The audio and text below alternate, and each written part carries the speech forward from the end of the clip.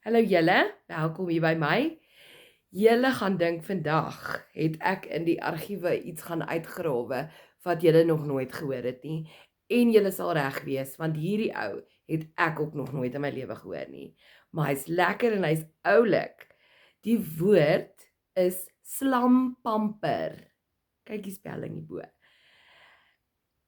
Laat ek net vir julle begin om te vertel, dit is nie wat julle dink dit is nie. So wat ook al jy dink dit is, dis nie dit nie. Om te slampamper is om doelloos rond te stap vir plesier.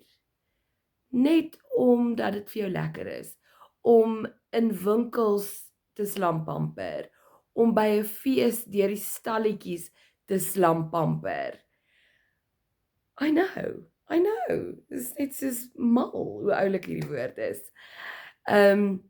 So, as jy ooit voel, jy het nodig om bietjie by 'n fees of in 'n winkelsentrum net rond te loop en te kyk wat daar aangaan, dan gaan jy slampamper. Ek hoop julle geniet hom en ek hoop julle gebruik hom. Lekker dag.